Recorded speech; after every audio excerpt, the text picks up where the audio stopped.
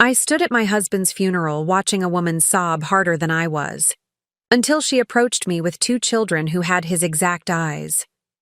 That should have been my first warning that everything I knew about Simon Fraser was a lie.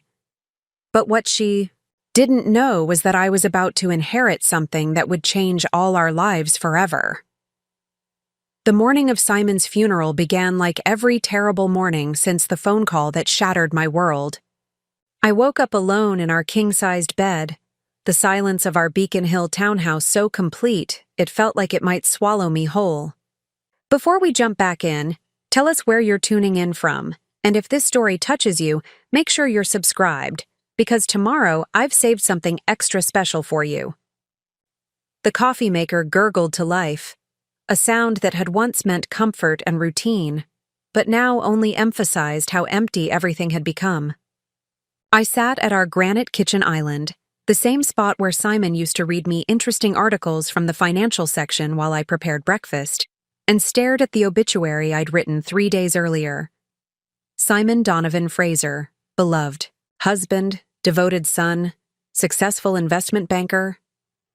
The words looked foreign on the crisp newspaper page, as if they were describing a stranger rather than the man I'd shared my life with for 8 years. But then again, as I would soon discover, maybe they were describing a stranger. I'd chosen a black Armani dress, one Simon had bought me for our 5th anniversary dinner at the Four Seasons. He'd always said I looked elegant in black, that it brought out the intelligence in my eyes. My brilliant wife, he used to call me, usually when he was trying to charm his way out of working late again or missing another dinner reservation. I wondered now if those compliments had been genuine or simply another manipulation I'd been too trusting to recognize.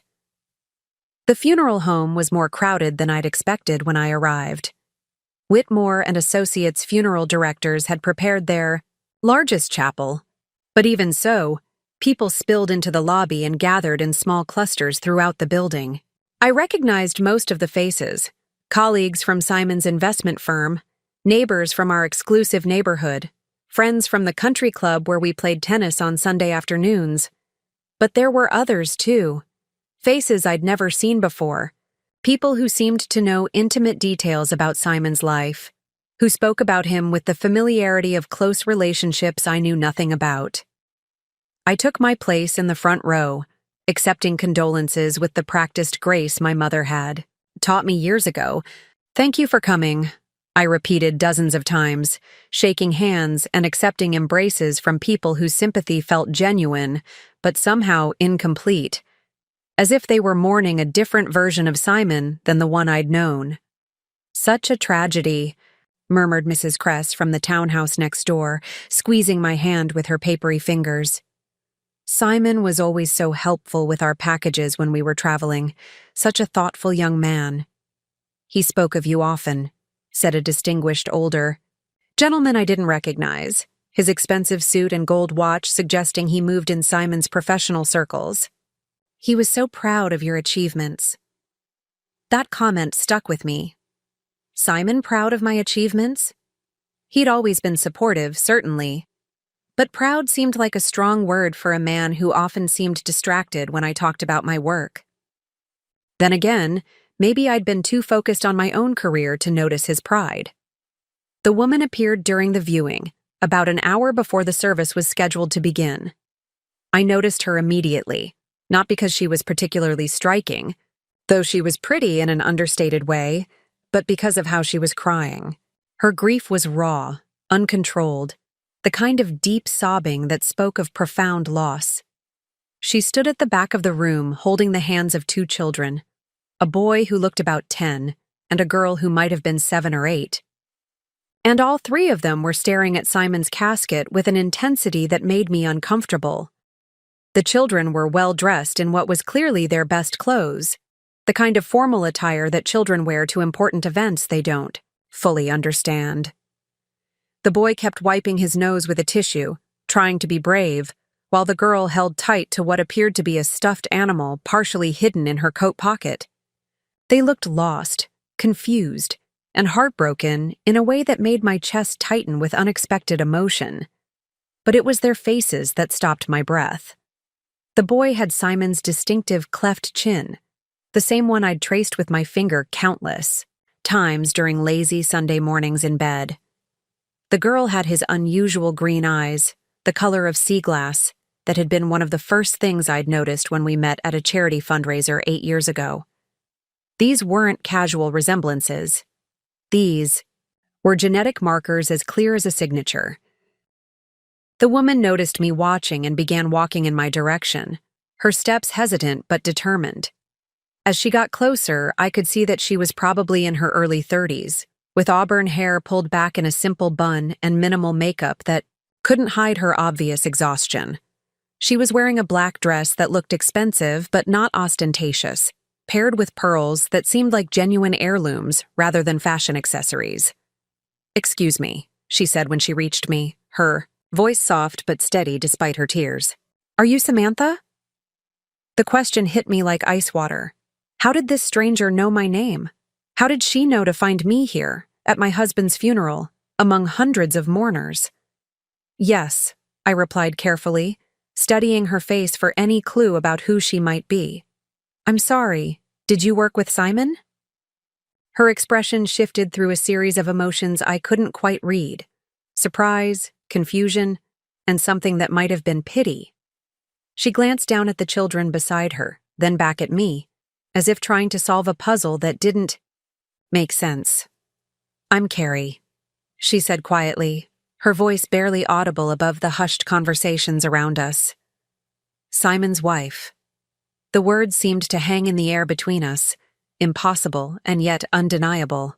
My first instinct was to laugh. Surely this was some kind of mistake, a case of mistaken identity or confused grief. But as I looked into her eyes, I saw the same shock and bewilderment that I was feeling, the same desperate need for this to be a misunderstanding.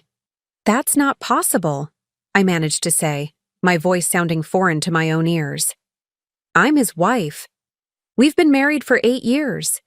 Carrie's face went pale, and I watched her grip the children's hands more tightly, as if anchoring herself against a storm she hadn't seen coming. 12 years, she whispered, her eyes filling with fresh tears. "We've been married for 12 years. These are our children, Henry and Louisa." I stared at the children, Henry and Louisa Fraser, if what this woman was saying was true.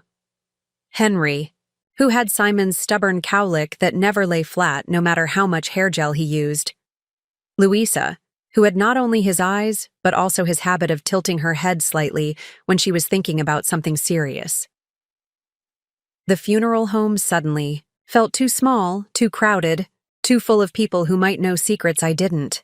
My carefully constructed world, the world where I was Simon Fraser's wife, where we had a good marriage and a comfortable life and plans for the future, began to crumble around me like a house of cards in a hurricane. But even as shock and betrayal washed over me in waves, a small voice in the back of my mind whispered something that Carrie Fraser had no way of knowing: that I wasn't just Simon's grieving widow.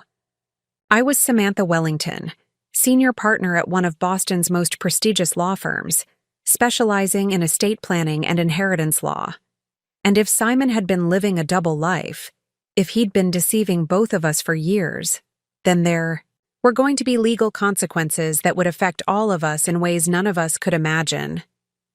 What Carrie didn't know, what no one in that funeral home knew except me, was that Simon's death was about to trigger a series of revelations that would expose not just his deceptions, but a family secret that would change everything we thought we understood about inheritance, loyalty, and justice. The reading of Simon's will was scheduled for the following Tuesday, and I was the only one who knew what it contained.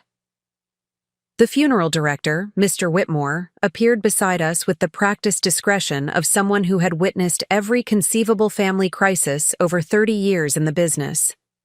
His silver hair was perfectly combed, his black suit impeccable, and his expression carefully neutral as he assessed the tension radiating between Carrie and me. "Ladies," he said in the soft, measured tone that funeral directors seem to perfect, "perhaps we should continue this conversation in my private office. The service will be beginning shortly, and I believe you may need some privacy to discuss. Preparing and narrating this story took us a lot of time, so if you are enjoying it, subscribe to our channel. It means a lot to us. Now back to the story. Family matters. I nodded numbly, still trying to process what I was hearing. Carrie gathered her children closer, whispering something to Henry that made him nod solemnly before taking his sister's hand. The four of us followed Mr. Whitmore through a side door marked private and down a carpeted hallway lined with tasteful floral arrangements. His office was exactly what I would have expected: mahogany furniture, soft lighting, and the kind of expensive comfort designed to ease grief while discussing practical matters. Carrie and I sat across from each other in leather chairs that seemed too formal for the surreal conversation we were about to have, while Henry and Louisa settled on a small sofa with coloring books that Mr. Whitmore produced from a cabinet with practiced efficiency. "I don't understand any of this," I said, my voice sounding stronger than I felt. "Simon and I were married 8 years ago at St. Paul's Cathedral. We had a reception at the Harbor Hotel, 300 guests." Carrie reached into her purse with trembling hands, pulling out her phone. "We were married at the same cathedral," she said, scrolling through photos with the desperate urgency of someone trying to prove their own existence. 12 years ago this October. It was a small ceremony, just family and close friends. She turned the phone toward me, and my world shifted on its axis. There was Simon, unmistakably Simon, standing at the altar of St. Paul's Cathedral in a tuxedo I'd never seen. He was younger, his hair slightly longer, but it was definitely him, and beside him stood Carrie in a simple white dress, both of them, glowing with the kind of happiness I remembered from my own wedding day. "This was our first dance," she continued, swiping to the next photo. To "At Last" by Etta James. He said it was perfect because he'd waited his whole life to find me. The song choice hit me like a physical blow.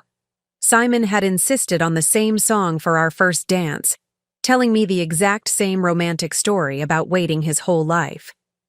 I watched Carrie's face as she scrolled through more photos, their honeymoon in Tuscany, which was eerily similar to the trip Simon and I had taken to Italy for our 5th anniversary.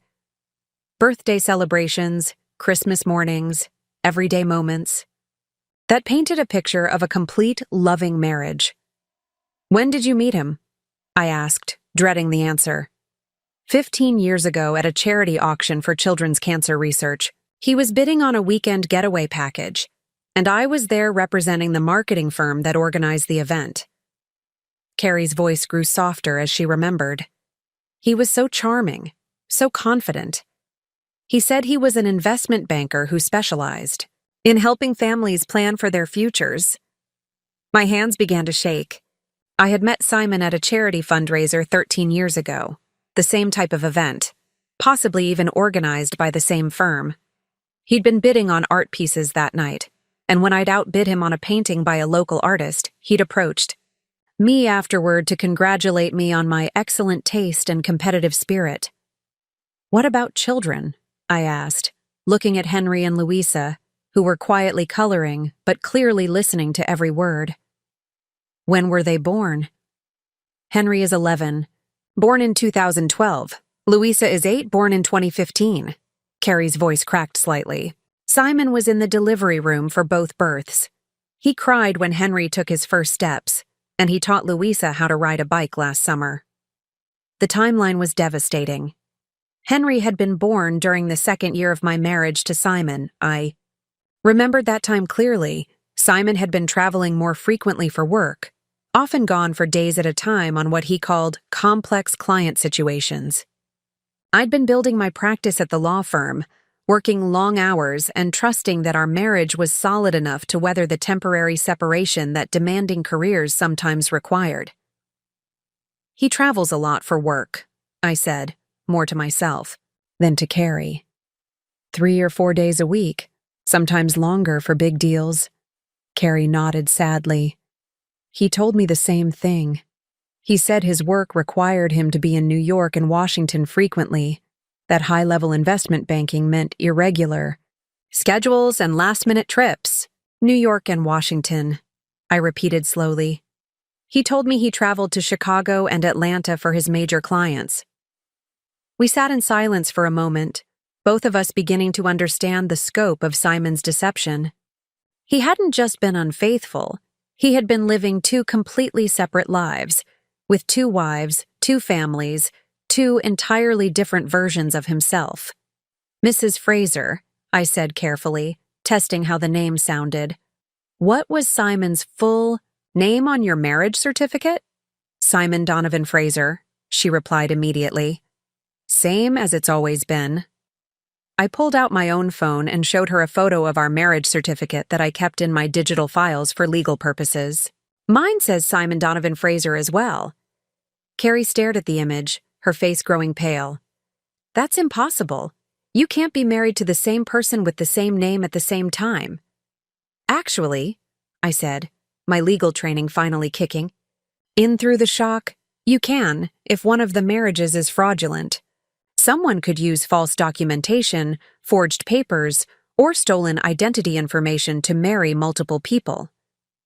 The implications hung heavy in the air between us. One of our marriages, possibly both, might not be legally valid. Our entire understanding of our relationships with Simon, our legal rights, our financial security, everything could be built on lies. There's something else, Carrie said hesitantly. Simon always handled all our financial matters. He said I didn't need to worry about investments and taxes, that his expertise meant I could focus on raising the children and my part-time design. Work! My stomach dropped. He handled ours too. Always said it was easier since he understood the market complexities. Do you know what assets he had? Bank accounts, investments, property? Some, I admitted. But he was always vague about the details, said he preferred to surprise me with good news rather than worry me with market fluctuations. Carrie's expression grew more troubled. He told me we had substantial savings and investment accounts, but I never saw the statements. He said everything was in a trust structure for tax purposes. As a lawyer specializing in estate planning, I knew exactly how dangerous it was for spouses to be completely excluded from financial knowledge. But as Simon's wife, or whatever I actually was to him, I had trusted him completely. The irony wasn't lost on me that I spent my professional life helping other families organize their assets and plan for inheritance issues, while remaining blind to the potential fraud in my own marriage. The funeral service is about to begin, Mr. Whitmore said quietly, appearing in the doorway. I'm sorry to interrupt, but the chapel is full, and we should start on time. Carrie and I looked at each other, two women who had just discovered that everything we thought we knew about our lives was potentially a lie, about to sit through a memorial service for a man who had deceived us both. We need to talk more after this, I said. There are legal implications we need to understand. Legal implications? Carrie asked, fear creeping into her voice. His will, his assets, the children's rights? Everything depends on which marriage was legitimate, if either of them was. I paused, watching her process this information. I'm an estate planning attorney, Carrie. This is going to get very complicated. Very quickly. Walking back into the chapel felt like entering a theater where I was both performer and audience member in a play I didn't understand. Carrie and I had agreed to sit separately during the service. She would take a seat in the aide middle section with Henry and Louisa, while I maintained my position in the front row as Simon's official widow. The arrangement felt surreal, like we were conspirators in maintaining a fiction that had already been shattered. As I settled back into my designated seat, I found myself scanning the crowd with new eyes. Every face now represented a potential clue, every mourner a possible piece of the puzzle that had been Simon's double life. The elderly woman who had mentioned Marcus speaking of me often. Which version of Simon's life had she known? The business colleagues who nodded respectfully in my direction, had they ever met Carrie or heard about children Simon never mentioned in my presence? Reverend Wellington, no relation, despite sharing my maiden name, began the service with traditional words of comfort that seemed to echo from a great distance. We gather today to celebrate the life of Simon Donovan Fraser, a man who touched many lives during his time with us. The irony of that statement wasn't lost on me. Simon had indeed touched many lives, though perhaps not in the way the Reverend intended. The first speaker was James Kress, Simon's business partner at Fraser & Associates Investment Management. I had met James countless times at company functions and holiday parties, and his presence at the podium felt like the most normal thing that had happened in the past hour. Simon was the kind of partner every businessman hopes to find, James began, his voice carrying clearly through the chapel's sound system. Dedicated, trustworthy, and absolutely committed to his client's success. He often worked late into the evening, sometimes staying overnight at the office when markets in Asia required his attention. I felt a chill run down my spine. The nights Simon had claimed to be working late, the overnight stays at the office. Had he been with Carrie and the children instead? I glanced back toward the middle section and caught Carrie's eye. Her expression mirrored my own growing suspicion. Simon frequently traveled for client meetings, James continued, sometimes for days at a time. His dedication was remarkable. He would reschedule personal plans without hesitation if a client needed his expertise. The personal plans he rescheduled. How many dinners had I eaten alone because Simon had a client emergency?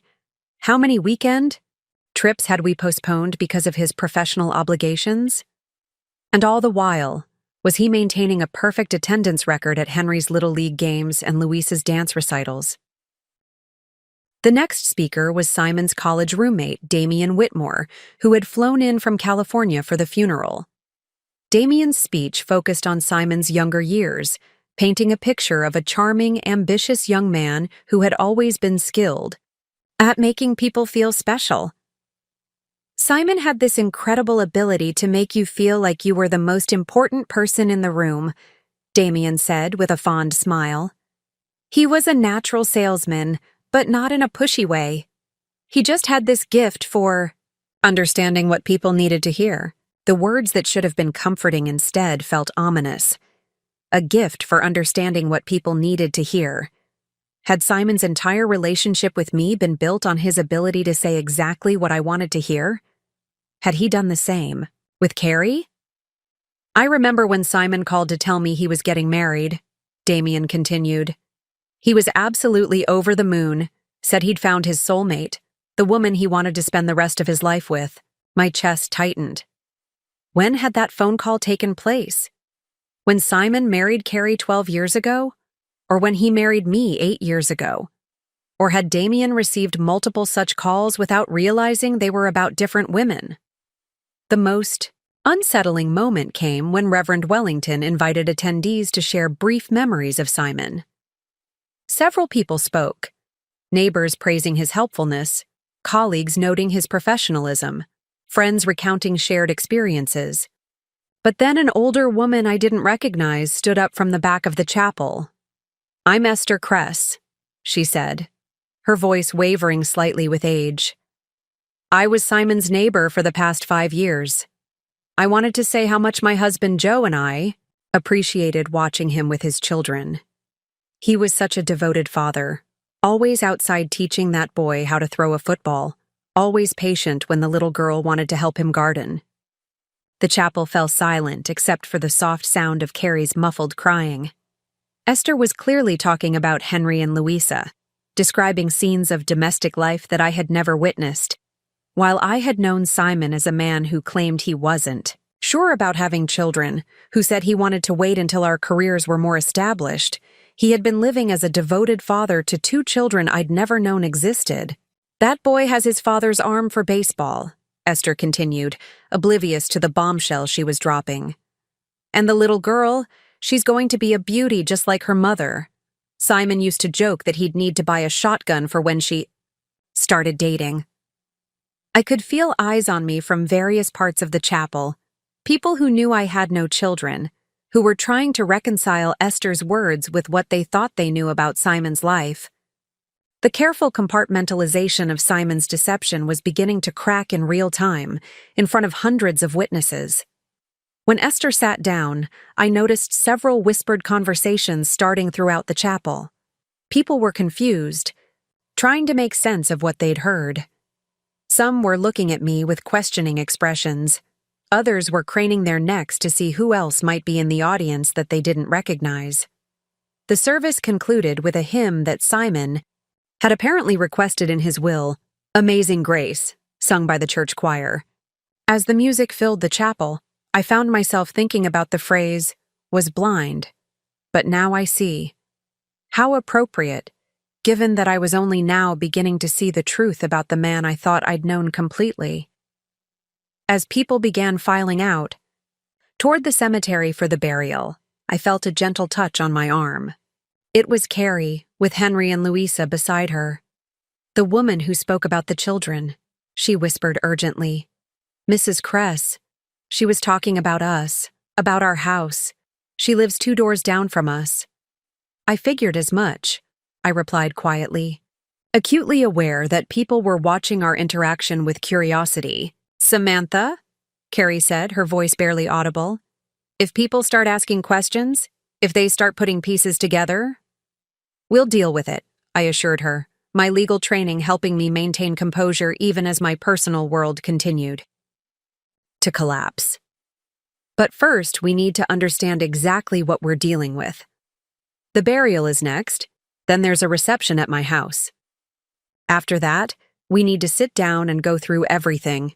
Documents, financial records, anything that might help us understand what Simon was really doing. Little did either of us know that the reception at my house would provide the next devastating revelation in Simon's carefully constructed web of lies. The reception at my Beacon Hill townhouse felt like hosting a wake for a stranger. I moved through my own home, the home I had shared with Simon for 8 years, feeling disconnected from everything around me. The caterers I'd hired bustled efficiently through the kitchen and dining room, serving finger foods and coffee to the steady stream of mourners who had followed us back from the cemetery. Carrie had agreed to come, though she'd hesitated when I first extended the invitation. Are you sure that's appropriate? She'd asked quietly as we stood beside Simon's grave. People will start asking questions. Let them ask, I'd replied. We need answers, and this might be our best chance to get them. Now, watching Carrie navigate my living room with Henry and Louisa close by her side, I wondered if I'd made the right choice. My neighbors kept glancing between us with barely concealed curiosity, clearly trying to understand why a woman they'd never seen before was at my husband's funeral reception with 2 children who looked remarkably like Simon. The conversation that changed everything happened about 30 minutes into the reception. I was in the kitchen, checking with the caterers, when I overheard Jeff Wellington, Simon's golf partner from the country club, talking to James Kress from the investment firm. I still can't believe Simon's gone, Jeff was saying, his voice carrying the slight slur of someone who'd had more than one drink. Just last month at the club, he was talking about finally taking that family vacation to Disney World he'd been promising the kids for years. James looked puzzled. Kids? What kids? Simon and Samantha don't have children. Sure they do, Jeff insisted. Boy and a girl. Simon was always showing me pictures on his phone, bragging about the boys' baseball skills and the girls' dance performances. I felt the coffee cup slip from my hands but somehow managed to catch it before it shattered. Moving closer to the kitchen doorway, I positioned myself where I could hear clearly without being seen. Jeff, I think you might be confused, James said gently. Simon never mentioned children to anyone at the office. No, I'm telling you, Jeff persisted. He had pictures, recent pictures. The kids were wearing school uniforms from that fancy private school over in Cambridge. St. Margaret's, I think.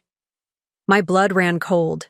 St. Margaret's Academy was indeed an expensive private school in Cambridge, exactly where Simon would want to send his children if money was no object. And another thing, Jeff continued. Simon was always complaining about those private school tuitions, said it was costing him nearly $20,000 a year per kid, but it was worth it for the quality of education. When both men noticed me in the doorway, they fell silent immediately. James had the grace to look embarrassed, while Jeff simply looked confused. "Jeff," I said quietly, "those pictures Simon showed you of his children. Do you remember what they looked like?" "Well, the boy looked to be maybe 10 or 11, dark hair, kind of serious expression. The girl was younger, maybe 7 or 8, curly hair, big smile. Both of them definitely had Simon's eyes. Henry and Louisa." He was describing Henry and Louisa with perfect accuracy. After the last mourner left my townhouse, Carrie and I found ourselves alone with Henry and Louisa in my living room. The children had been remarkably well behaved throughout the afternoon, but I could see they were exhausted from the emotional strain. "They should probably get some rest," I suggested, watching Louisa lean heavily against her mother's shoulder while Henry stared blankly at the family photos on my mantel, photos that conspicuously featured only Simon and me. "We should go," Carrie agreed, but her voice lacked conviction. "This has been overwhelming." "Actually," I said, "I have guest rooms upstairs. Why don't you stay here tonight? We have a lot to figure out, and I think we'll both think more clearly after some sleep." An hour later, after I'd helped get Henry and Louisa settled in the larger guest room, Carrie and I sat in my study with cups of tea and the weight of impossible questions between us. "I keep thinking this is all a nightmare," Carrie said, staring into her cup. "That I'm going to wake up tomorrow and Simon will be making breakfast for the kids." "I know the feeling," I admitted. "But we need to start dealing with reality. And the reality is that we need to understand what Simon was really doing, financially and legally." I pulled out a leather portfolio from my desk, the one where I kept all our important documents: marriage certificate, insurance policies, property deeds, investment account statements, the paperwork of a life I'd thought I understood completely. "Let's start with the basics," I said, spreading documents across my coffee table. "This is our marriage certificate from 8 years ago. These are our joint bank account statements and investment portfolios." Carrie pulled similar documents from her purse. "Here are ours: marriage certificate from 12 years ago, property deed for our house in Cambridge, bank statements, investment accounts. And these are the children's birth certificates, school, enrollment forms, and medical records."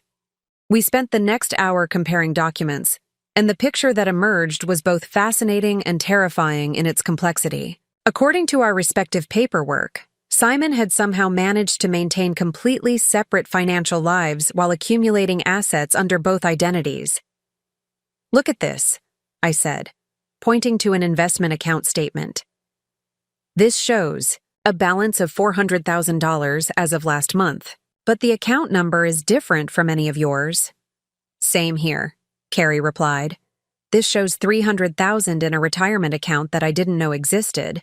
And look at these automatic deposits. They're much larger than what Simon ever told me he was earning." The discrepancies were staggering.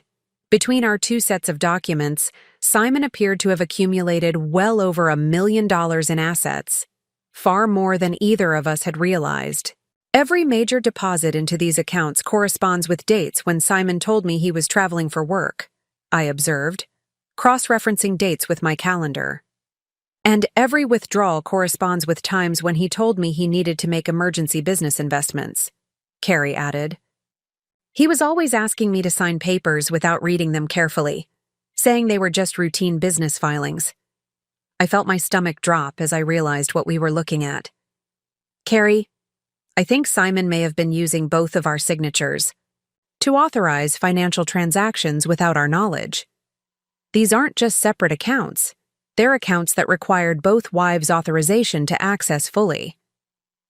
Monday morning arrived with gray, drizzling rain that seemed to match the darkness of our situation.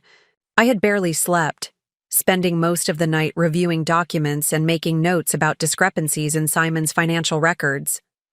Carrie had been equally restless. I'd heard her moving around the guest room throughout the night.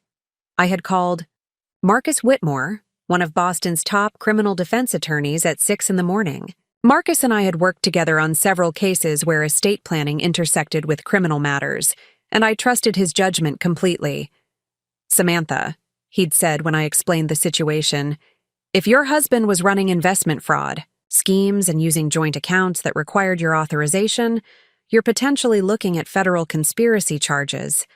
We need to be very careful about how we handle this." Now, sitting in my firm's conference room with Marcus across from me and Agent Sarah Kress from the FBI's Financial Crimes Unit taking notes, I felt like I was living in someone else's nightmare.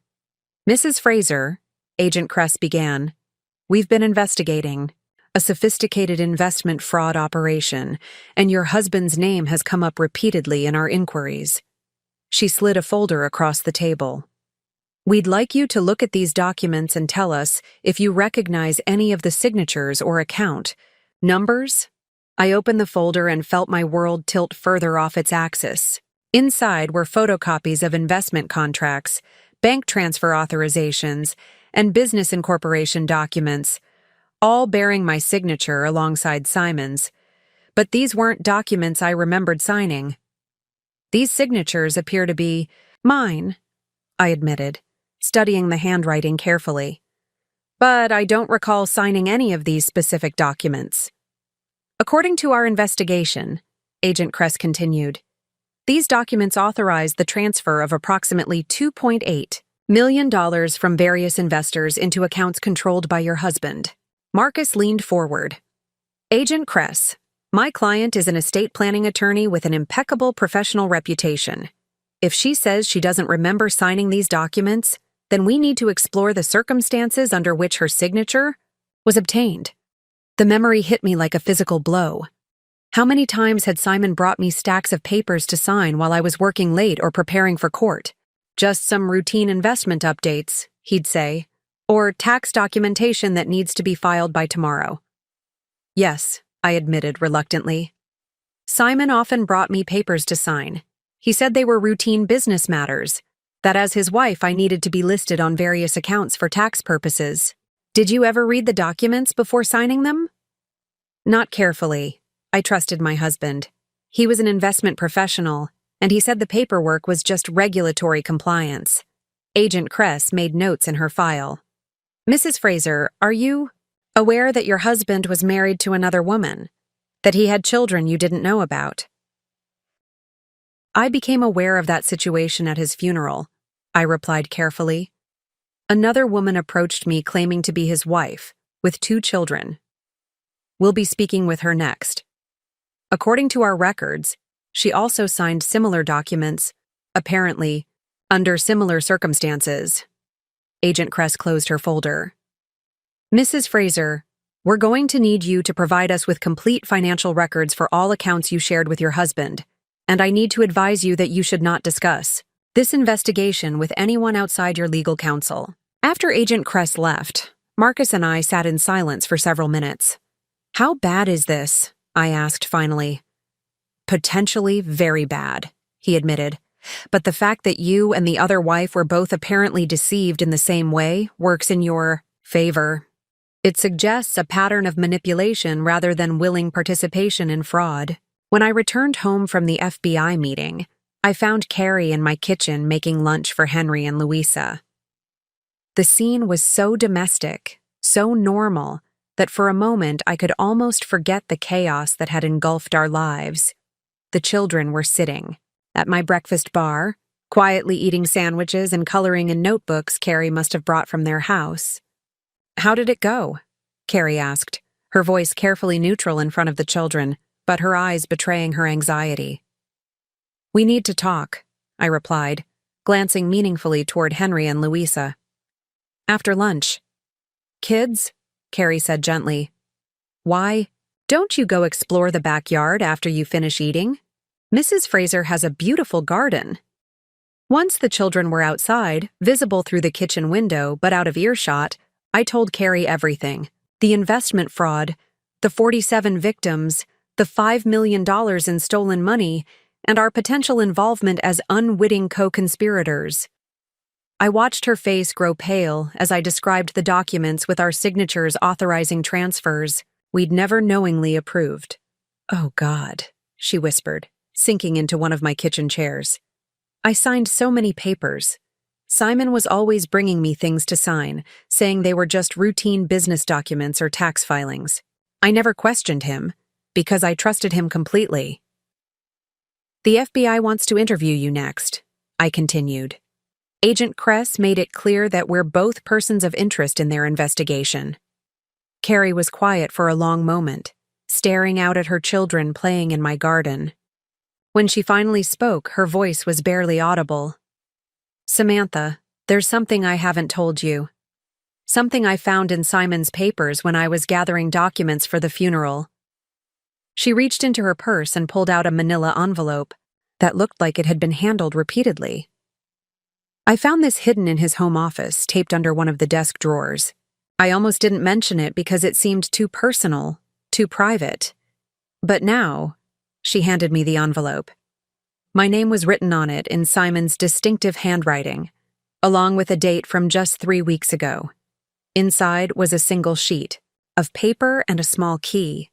The letter was brief but devastating. "Samantha, if you're reading this, then something has happened to me, and you've discovered the truth about Carrie and the children. I know you'll hate me for the deceptions, but please understand that I never meant for any of this to hurt you. What started as a mistake became a life I couldn't abandon, but I also couldn't give up the life I built with you. The key opens a safety deposit box at First National Bank, box number 1247. Inside, you'll find documents that explain everything: the real business I've been involved in, the money I've earned, and the arrangements I've made for everyone's future. You're the only person I trust to handle this properly. I've made terrible choices, but I've also made provisions. You'll understand when you see what's in the box. Please take care of Carrie and the children. They don't deserve to suffer for my mistakes. I'm sorry for everything. Simon." I read the letter twice, my hands shaking. "He knew," I said finally. Somehow he knew this was all going to come out. "There's more," Carrie said quietly. She pulled out another document from the envelope, a photocopy of what appeared to be a life insurance policy. "This is a copy of a life insurance policy I'd never seen before. It's for $2 million, and it lists both of us as beneficiaries. Equal shares." I stared at the policy document. The premium payments were substantial, over $8,000 per month. Far more than what our household budget could have supported based on Simon's declared income. Where was he getting the money to pay these premiums? I asked, though I was beginning to suspect I knew the answer. "That's not all," Carrie continued. "Look at the date this policy was taken out. It was just 6 months ago, right around the time Simon started acting strange." "Strange how?" "More secretive than usual. More stressed. He started asking me a lot of questions about what I would do if something happened to him, whether I felt confident managing finances on my own. At the time, I thought he was just being responsible, planning for the future." I studied the policy more carefully. The medical exam had been waived, which was unusual for such a large policy, and the beneficiary designation specifically stated that the proceeds would be paid regardless of the circumstances of death. Simon had clearly been planning for a contingency that went beyond normal financial planning. "We need to get to that safety deposit box," I said. "Today." An hour later, we stood in the sterile vault area of First National Bank while a bank employee verified our identification and Simon's death certificate. The key Carrie had found fit perfectly, and inside the narrow metal box was a treasure trove of documents that began to answer our questions while raising dozens of new ones. The first document was a detailed confession, written in Simon's handwriting, and dated just 2 weeks before his death. In it, he admitted to running a sophisticated Ponzi scheme that had been operating for over 6 years. He described how he'd used his legitimate investment business as a front while promising investors unrealistic returns, and using new investor money to pay earlier investors. He knew it was collapsing, I said, reading through the confession. Listen to this. The scheme has become unsustainable. I estimate I need $12 million in new investments just to meet this quarter's promised returns. But new investor interest has dried up. It's only a matter of time before someone asks for a full redemption I can't honor. But the most shocking revelation was in the second document. A detailed breakdown of how Simon had used both of our signatures to legitimize his operations. He'd created fake investment partnerships that required spousal authorization, then used our signatures on what we thought were routine paperwork to authorize the fraudulent transactions. We weren't just unwitting accomplices, I realized, feeling sick. We were essential to his scheme. He needed married women with good reputations to make his fake investment partnerships look legitimate. The final document in the box was a letter addressed to both of us. Samantha and Carrie, I know that finding out about each other will be devastating, but I hope you'll understand that you both gave me something I needed desperately: legitimacy and love.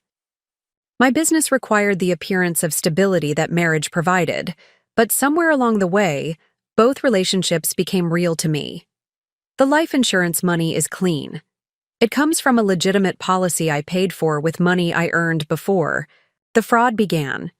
It's my way of ensuring that you and the children will be financially secure even after the government seizes everything else. I've documented everything about the fraud scheme in these papers. Use this information to cooperate with federal investigators and to help the victims recover what they can. You both deserve better than the legacy I'm leaving you. Simon. As we drove home with the documents, Carrie and I were both quiet, processing the magnitude of what we'd discovered. Simon hadn't just been living a double life. He'd been using both of our lives as components in an elaborate criminal enterprise. The question now, I said finally, is whether we can use this information to protect ourselves and help the victims, or whether we're already too deep in this mess to avoid serious legal consequences. What neither of us realized yet was that Simon's confession would reveal an even more shocking truth about why he'd really chosen us as his wives, and what that meant for our futures. The next morning, I called Marcus Whitmore and arranged for him to meet both Carrie and me at my law firm. The documents from Simon's safety deposit box were spread across my conference table like pieces of an intricate puzzle, each one revealing another layer of calculation behind what we'd thought were genuine relationships. This changes everything, Marcus said after reviewing Simon's confession. The fact that he documented his own crimes and explicitly stated that you were both unknowing participants gives us significant leverage with federal prosecutors. But it was the third document in the safety deposit box, one we'd only glanced at the day before, that revealed the most disturbing truth about Simon's selection of wives. It was a handwritten analysis, almost clinical in its detailing, titled Partnership Assessment. Marcus read it aloud. Samantha Wellington, estate planning attorney, impeccable reputation, extensive knowledge of financial regulations, social. Connections in Boston legal community provide credibility for investment partnerships. Signature carries significant legal weight due to professional standing. I felt nauseous hearing my qualifications listed like items in a business plan. Carrie Morrison, graphic design background, experience with marketing materials and document layout. Artistic skills useful for creating professional-looking investment. Brochures and promotional materials. Part-time work schedule allows for flexibility in travel and meeting attendance. Carrie's face had gone pale. He married us for our skills, she said quietly. I wasn't a wife. I was a business asset. Marcus continued reading. Both women demonstrate high trust levels and minimal interest in financial details outside. Their professional, personal expertise. Samantha's legal background provides legitimacy, but also creates tunnel vision. She focuses on estate planning technicalities rather than investment operations. Carrie's artistic nature means she trusts emotional appeals over financial analysis. The clinical assessment of our personalities was devastating. Simon had studied us like a predator studies prey, identifying exactly which emotional buttons to push and which professional blind spots to exploit. "There's more," Marcus said grimly. He turned to a page that made my blood run cold. Long-term strategy. Maintain separate households to ensure wives cannot compare financial information or discover discrepancies in reported income business activities. Use Samantha's legal signature for high-value transactions requiring attorney verification. Use Carrie's design skills for investor materials and her maternal responsibilities to explain frequent absences. "He planned the children," Carrie whispered, her voice breaking.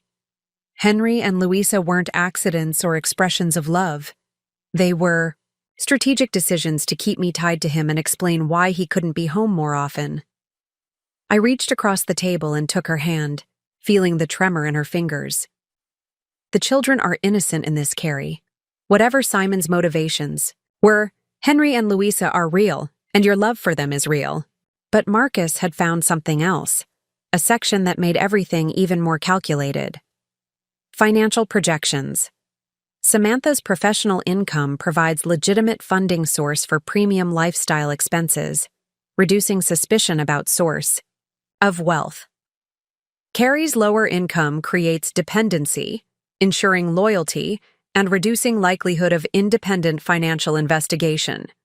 Combined household management allows for sophisticated money laundering through legitimate family expenses. He was using our normal family expenses to hide stolen money, I realized.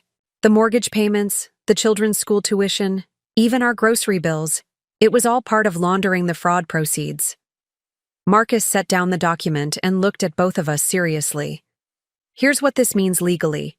Simon's own documentation proves that he specifically chose you both for your professional skills and personal characteristics that would make you useful to his criminal enterprise while keeping you ignorant of it. This is textbook predatory manipulation." "Will that protect us from prosecution?" Carrie asked. "It should, but we need to be strategic about how we present this to the FBI.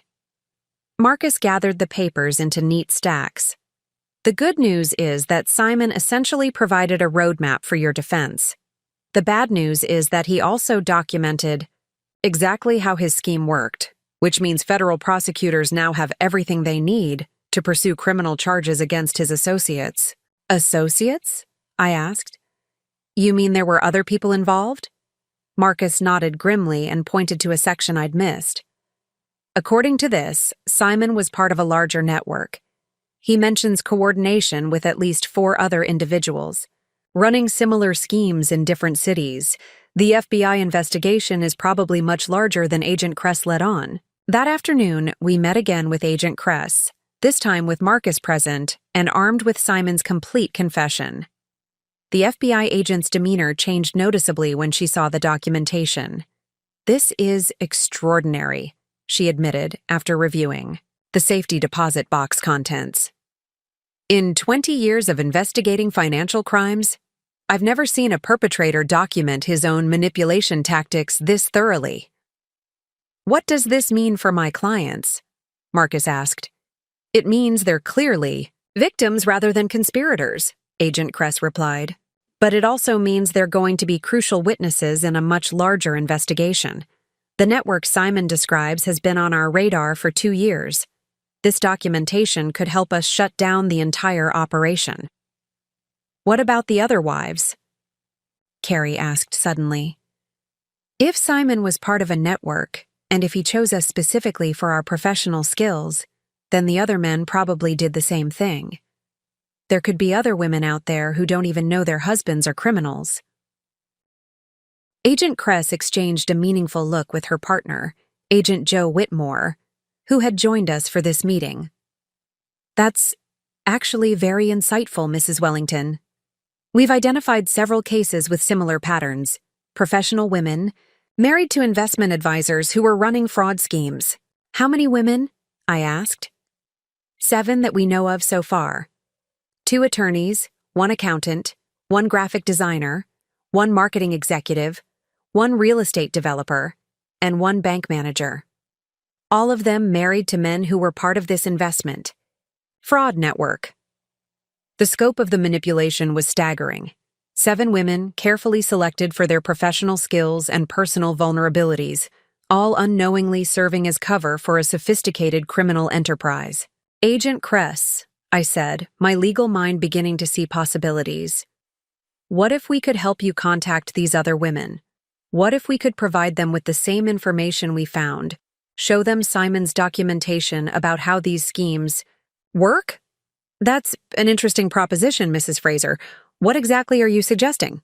I'm suggesting that 7 professional women who've been systematically manipulated and used might be very motivated to help you shut down the people who did this to them. And we might be uniquely positioned to help them understand what happened and what they need to do to protect themselves. Carrie looked at me with something that might have been hope for the first time since Simon's funeral. You mean we could help other women avoid what we're going through? More than that, I replied, an idea forming. We could help them fight back. 2 weeks later, I found myself sitting in a conference room at the FBI field office with 6 other women who had lived through variations of the same nightmare that Carrie and I were experiencing. Agent Kress had arranged what she called a victim coordination meeting, but it felt more like a support group for the systematically deceived. The women around the table represented different cities, different professions, but remarkably similar stories. There was Esther Kress, a bank manager from Hartford whose husband had used her position to legitimize fake business accounts. Louisa Wellington, a real estate developer from Providence, whose signature had authorized property transfers she'd never known about. Claude Fraser, a marketing executive from Burlington whose creative skills had been used to design fraudulent investment materials. Each woman had brought documentation similar to what Carrie and I had found. Safety deposit box contents, hidden confessions, detailed analyses of why they'd been chosen as wives. The pattern was so consistent it was almost like reading the same playbook executed 7 different times. My husband rated my compliance level and professional value, like, I was a piece of equipment, said Esther, her voice tight with controlled anger as she read from her deceased husband's notes. He wrote that my banking background made me ideal for legitimizing complex financial structures, and that my trusting nature and focus on family responsibilities made me unlikely to ask detailed questions about business operations. Claude held up a portfolio of marketing materials she'd apparently designed without realizing their true purpose. I created all of these, she said, spreading glossy brochures across the table. Professional investment fund prospectuses, client newsletters, promotional materials. He told me they were for legitimate clients, that he was proud to have such talented work representing his business. The marketing materials were sophisticated, exactly the kind of professional presentation that would convince potential victims to invest their life savings. Claude's artistic skills had been weaponized against innocent retirees and families without her knowledge. The children, said Louisa Wellington quietly. She was the only other woman besides Carrie who had children with her deceased husband. My husband documented that having children served multiple strategic purposes. It provided cover for frequent absences, created financial needs that justified aggressive investment strategies, and ensured my emotional dependency on the relationship. Carrie reached across the table and squeezed Louisa's hand. How old are yours? 9 and 6, a boy and a girl, just like yours. Louisa's voice broke slightly. I keep wondering if he ever loved them, or if they were just strategic decisions. Agent Kress had been quietly taking notes throughout our discussions. Ladies, what you're describing is one of the most sophisticated manipulation schemes we've encountered. These men didn't just choose wives, they recruited professional accomplices through romantic manipulation. What's the legal status of our situations? Asked Esther. Are we all facing potential prosecution? Based on the documentation you've provided, We're confident that all of you were victims rather than willing participants, Agent Kress replied. However, we're going to need your cooperation to help us understand the full scope of the network and to assist with prosecution of any surviving associates. That phrase, surviving associates, hung in the air ominously. Of the 7 husbands involved in the network, 5 had died within the past 18 months. Only 2 were still alive, and both had disappeared shortly before their schemes collapsed. Agent Kress, I said, the timing of these deaths seems suspicious. 5 husbands dead, 2 missing, all within the same time frame that their fraud schemes were collapsing. We've noticed that pattern as well, Mrs. Fraser. We're investigating whether these deaths were truly accidental or if there was some kind of coordination within the network. The implications were chilling. Had the men planned their own deaths to avoid prosecution? Had they been eliminated by other members of the network to prevent them from cooperating with authorities? Or was there some other explanation for the convenient timing of their demises? There's something else, Agent Kress continued. The life insurance policies. All 7 of your husbands took out substantial life insurance policies within 6 months of their deaths, all with similar terms and beneficiary structures. She spread copies of insurance documents across the table. Each policy was for between $1 and $3 million, all taken out with different insurance companies, but all requiring minimal medical examinations and all structured to pay out, regardless of the cause of death. $14 million in total life insurance payouts, I calculated, studying the documents. That's more than twice the amount of money they stole from victims. Which raises the question, Agent Kress said, of whether the insurance policies were part of the exit strategy for the fraud scheme, or whether someone else orchestrated these deaths to collect the insurance money. Claude looked up from the documents with a puzzled expression. My husband's policy lists me as the primary beneficiary, but there's a secondary beneficiary I don't recognize. Damien Associates Trust. Who or what is that? I felt a chill run down my spine. Simon mentioned someone named Damien in his college stories. Said he was his roommate, but I never met him. Damien Whitmore spoke at Simon's funeral, Carrie added. He flew in from California and gave a very emotional eulogy about their friendship. Agent Kress and her partner exchanged meaningful looks. Ladies, we need you to tell us everything you remember about anyone named Damien who was connected to your husbands. Phone calls, visits, business meetings, casual mentions, anything. As we began piecing together our memories, a disturbing picture emerged.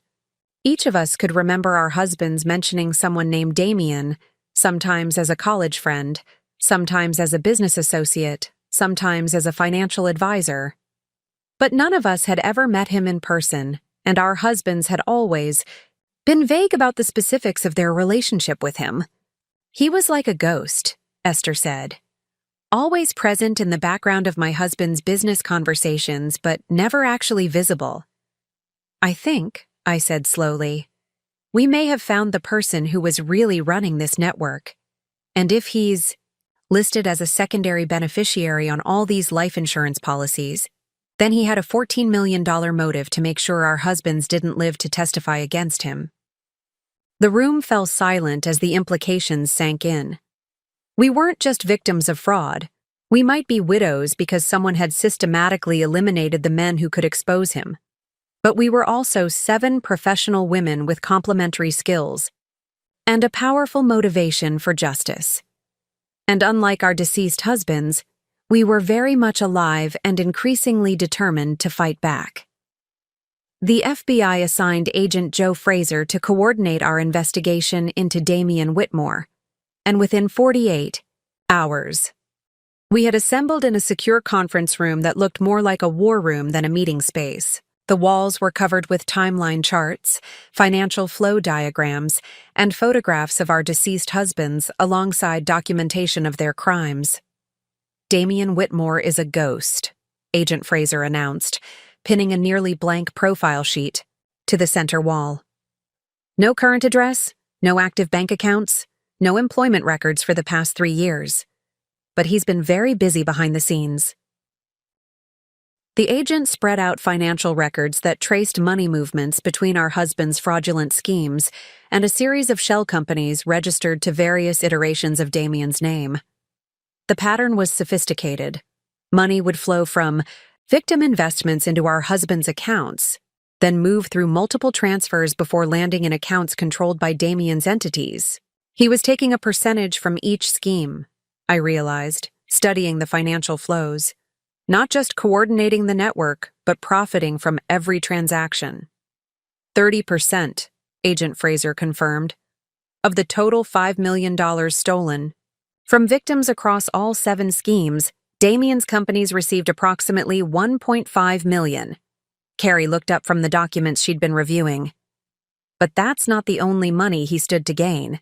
If he's listed as secondary beneficiary on all the life insurance policies, $14 million, Esther finished. Much more than his share of the fraud proceeds. Agent Fraser nodded grimly, which gives him substantial financial motivation to ensure your husbands couldn't testify against him. But here's what's particularly disturbing: the timing of the insurance policy applications. He displayed a timeline that made our collective situation even more sinister. Each of our husbands had applied for life insurance within weeks of each other, despite living in different cities and supposedly operating independent schemes. They were coordinated, Claude said, her marketing background helping her spot the pattern. Someone told them all to get life insurance at the same time. Someone who knew what was coming. We believe Damien convinced your husbands to take out these policies as part of an exit strategy, Agent Fraser explained.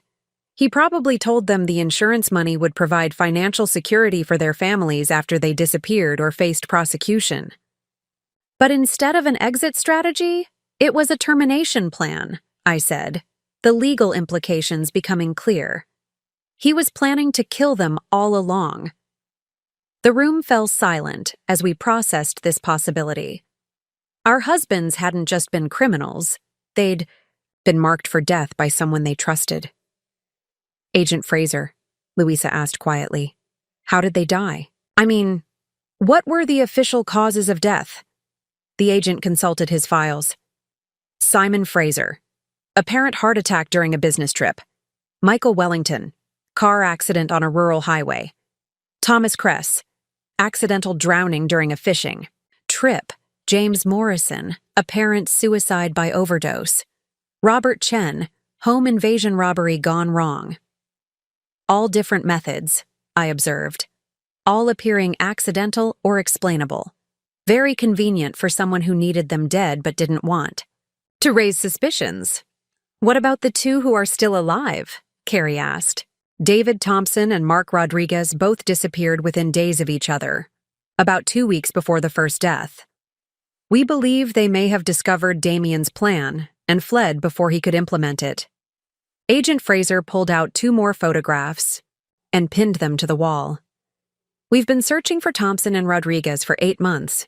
If they're still alive, they're the only people who can directly testify about Damien's involvement in the network. I studied the photographs of the eye. 2 missing men, trying to see if there were any clues in their faces about what they might have known. Agent Fraser, have you considered that Thompson and Rodriguez might not be hiding from law enforcement? They might be hiding from Damien. That's our working theory, which is why we need your help. Our help? You 7 women represent the most comprehensive source of information about this network that we have. You lived with these men, signed documents, heard phone conversations, saw visitors. You may have observed details that could help us track down either Damien or the missing men. Agent Fraser turned to address all of us. We're proposing something unprecedented. We want you to work with us as civilian consultants, helping us analyze the evidence and potentially making contact with Thompson and Rodriguez if we can locate them. Is that legal? Asked Esther, her banking background making her cautious about regulatory compliance. Completely legal and potentially very effective. Your unique perspective as victims who were also inadvertent insiders could be invaluable. Carrie raised her hand tentatively. What about our children? Henry and Louisa don't know anything about their father's crimes yet, and Louisa's children are in the same situation. If we're working on an active FBI investigation, we'll provide security measures for all family members, Agent Fraser assured her. But I need to be clear about the risks. If Damien realizes you're actively working against him, you could become targets.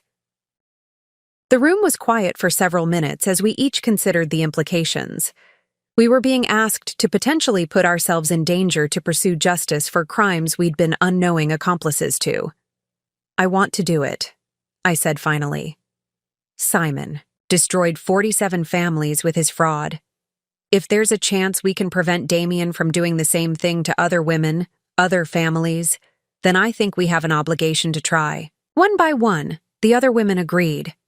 We'd been chosen as wives for our professional skills and personal characteristics. Now we were going to use those same qualities to bring down the man who had orchestrated our manipulation. There's one more thing, Agent Fraser said as we prepared to leave. We have reason to believe Damien may already be establishing new relationships, possibly looking for his next group of professional wives, which means time is not on our side. The hunt for Damien Whitmore was about to begin, and 7 vengeful widows were going to help the FBI track him down. The FBI set up our task force in a secure facility outside Boston, complete with encrypted communication systems and round-the-clock security. They'd given us an official designation, Civilian Advisory Task Force for Financial Network Crimes, but among ourselves, we'd started calling it the Widows' Revenge Squad. Each of us brought different professional expertise to the investigation. I handled the legal analysis. Carrie managed document organization and visual presentation of evidence. Esther tracked financial movements through banking systems, and Claude created psychological profiles based on her marketing background.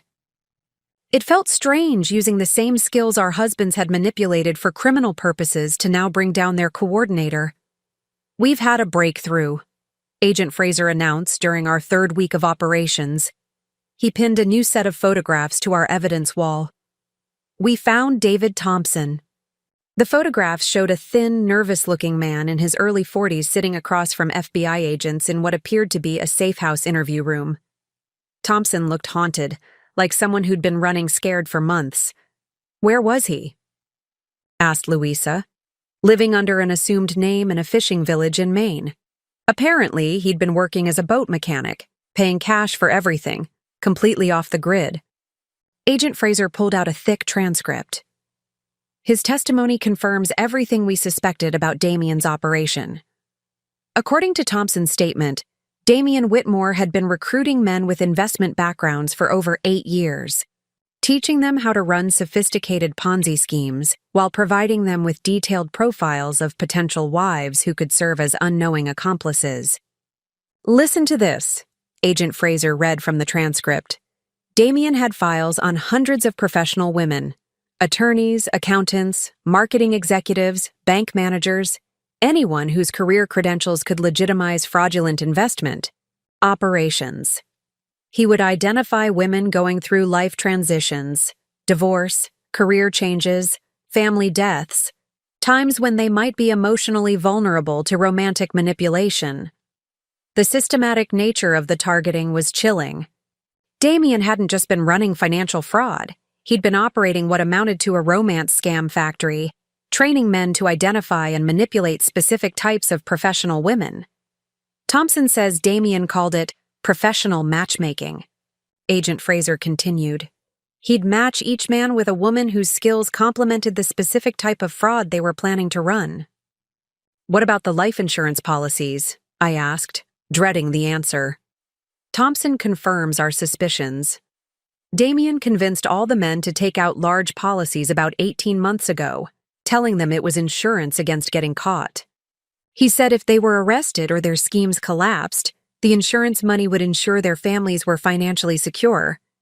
But really, he was planning to collect on all the policies himself, Carrie said. Exactly. Thompson says Damien had told them he was developing an exit strategy that would allow them all to disappear with clean identities and new lives.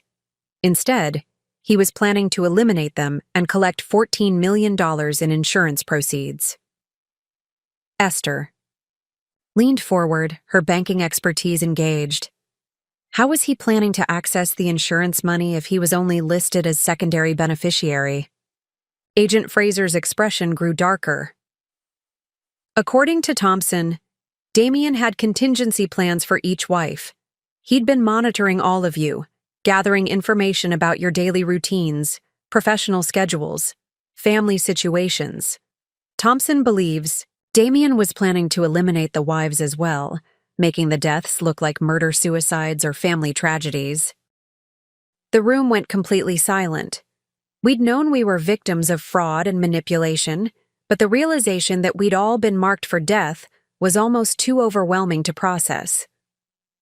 Thompson escaped because he overheard a phone conversation. Agent Fraser continued. Damien was talking to someone about finalizing the insurance collection protocol and mentioned specific details about how each family would be eliminated. Each family, Claude repeated quietly, including the children. Including the children, Agent Fraser confirmed. Thompson says that's when he realized Damien wasn't planning an exit strategy. He was planning a mass murder disguised as a series of unrelated family tragedies. I felt nauseous thinking about Henry and Louisa, about how close we'd all come to a fate we'd never even suspected. Agent Fraser, you said Thompson escaped. What about Rodriguez? Thompson doesn't know. Rodriguez disappeared the same night, but they fled in different directions. Rodriguez hasn't been found yet. Alive or dead? Asked Carrie. Unknown. But Thompson believes Rodriguez might have had more specific information about Damien's current location and future plans. Agent Fraser pulled out a map marked with red pins showing the locations of each family in Damien's network. Here's what we know from Thompson's testimony. Damien has been systematically working his way through a target list. 5 families eliminated. 2 escaped, and according to Thompson, there are at least 3 more professional women who may already be unknowingly married to men in Damien's new network. The implications hit us all simultaneously. Somewhere, 3 more women like us were living with men who were planning to defraud investors, steal their signatures for criminal enterprises, and ultimately murder them and their children for insurance. Money. We have to find them, I said, my legal instincts kicking in. We have to warn them before it's too late. That's exactly what we're planning to do, Agent Fraser replied. Thompson provided us with partial information about the new targets, but it's incomplete. We need your help to fill in the gaps. He spread out 3 partial profiles across the table. Fragments of information about professional women who fit Damien's targeting criteria. Each profile contained just enough detail to be tantalizing. A corporate attorney in Chicago, a marketing director in Seattle, a bank vice president in Atlanta. Thompson heard Damien mention these women in phone conversations, but he doesn't have their names or specific locations. We need you to help us figure out who they are and how to reach them before Damien's timeline advances. Looking at those incomplete profiles, I realized that any one of them could have been me 2 years ago. Successful, trusting, vulnerable in ways I hadn't even recognized. The only difference between us and them was timing and luck. How long do we have? Asked Carrie. Thompson thinks Damien is moving faster now, trying to complete his next phase before we can track him down. Based on the timeline for our husbands, these women could be in immediate danger. The race to save 3 strangers from our fate had begun. Working with FBI resources and our combined professional networks, we'd managed to narrow down the 3 potential victims within 48 hours. The corporate attorney in Chicago was Sarah Whitmore, a partner at a prestigious firm specializing in international business law. The marketing director in Seattle was Jennifer Kress, who ran campaigns for tech startups. The bank vice president in Atlanta was Michelle Fraser, who oversaw commercial lending for a major regional bank. The surnames weren't coincidental. Agent Joe Fraser confirmed that Damien had a pattern of targeting women whose professional reputations would be enhanced by association with his manufactured identities. He'd been using variations of our names as cover identities for years. "We have a problem," Agent Fraser announced during our morning briefing. "We can't just contact these women directly and tell them their husbands are criminals. If we're wrong about any of them, we could destroy innocent marriages. If we're right but move too quickly, we could alert Damien that we're closing in. What about surveillance?" suggested Esther. "Watch their activities, look for patterns that match what our husbands were doing?" "We're already doing that. But surveillance takes time, and Thompson's timeline suggests Damien is moving toward his end game rapidly. I'd been studying the three women's professional profiles, looking for connections we might have missed. Agent Fraser, what if we approached this differently? What if we used our expertise to create a situation where these women would contact us?" "What do you mean?" "I mean we use our professional credentials to legitimate advantage for once. I could reach out to Sarah Whitmore about a complex estate planning case that requires international business law expertise. Carrie could contact Jennifer Kress about a marketing consultation. Esther could approach Michelle Fraser about a commercial lending opportunity. Professional networking," Claude added, understanding my strategy. "Create legitimate reasons for contact that wouldn't raise suspicions, but would give us opportunities to assess their situations." Agent Fraser considered this. "It could work, but you'd have to be extremely careful. If these women are married to Damien's associates, anything unusual could trigger defensive responses. Or," Carrie said quietly, "it could give them the opening they need to ask for help if they're already suspicious about their husband's activities." We spent the next 2 hours crafting our approach strategies. I would contact Sarah Whitmore about a fictional estate planning case involving international assets that required both estate law and business law expertise. Carrie would reach out to Jennifer Kress about developing marketing materials for a nonprofit organization, the Victim Advocacy Foundation we'd been discussing establishing. Esther would approach Michelle Fraser about financing options for the same nonprofit. The calls had to be carefully scripted to sound legitimate, while creating opportunities for the women to reveal information about their personal situations. We practiced our conversations repeatedly, with the other task force members playing the roles of the target women. "Remember," Agent Fraser warned us, "these women may be completely innocent and happily married, or they may be in immediate danger. Either way, your first priority is gathering information without alerting anyone to our investigation." I made the first call to Sarah Whitmore's office in Chicago. Her assistant scheduled a phone consultation for later that afternoon, mentioning that Mrs. Whitmore had been working unusual hours lately due to her husband's demanding travel schedule. Carrie's call to Jennifer Kress in Seattle went directly to voicemail. The outgoing message mentioned that Jennifer would be out of the office for several days due to a family emergency, but would return calls as soon as possible. Esther's attempt to reach Michelle Fraser in Atlanta was more revealing. The bank's receptionist explained that Mrs. Fraser had requested a leave of absence 2 weeks earlier due to personal circumstances, and they weren't sure when she'd be returning. 2 out of 3 women are suddenly unavailable or dealing with personal emergencies, I observed after we'd completed our initial contact attempts. That could be coincidental, or it could mean Damien's timeline is more advanced than we thought. Agent Fraser was already on his phone, speaking rapidly with agents in Chicago, Seattle, and Atlanta. When he hung up, his expression was grim. Local field offices are conducting immediate welfare checks on all 3 women. But there's something else. We just received word that Mark Rodriguez's body was found in a motel outside Denver. He'd been dead for approximately 2 weeks. The news hit us like a physical blow. Rodriguez had been our last hope for someone who could provide direct testimony about Damien's current plans. "Cause of death?" asked Claude. "Apparent drug overdose, but the circumstances are suspicious. Rodriguez had no history of drug use, and the motel room was registered under a false name. Damien's cleaning house," I realized. First our husbands, now Rodriguez. He's eliminating anyone who could testify against him. Which means, Carrie added, he knows we're closing in. Agent Fraser's phone buzzed with an urgent text. His face went pale as he read it. The welfare check in Chicago found Sarah Whitmore's house empty. Neighbors say she and her husband left suddenly 3 days ago with several suitcases. They told neighbors they were taking a second honeymoon to celebrate their anniversary. What about Seattle and Atlanta? Still waiting for reports, but... His phone buzzed again. Jennifer Kress in Seattle also appears to have left suddenly. Her office received a resignation letter by email, but when agents checked her apartment, it looked like she'd packed quickly and left most of her belongings behind.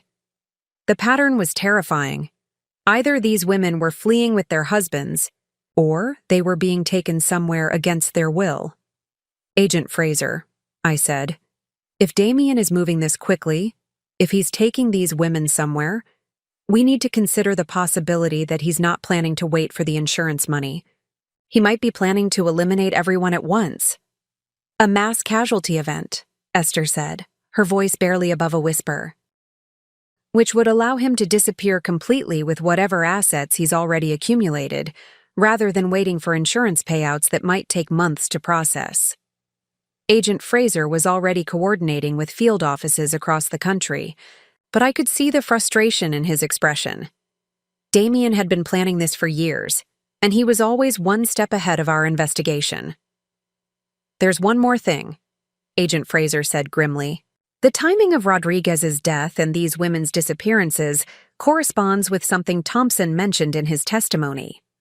Damien had talked about a final phase that would happen at a remote location where he could complete all outstanding business obligations. A kill site, Claude said bluntly. He's taking them somewhere isolated where he can murder everyone without witnesses.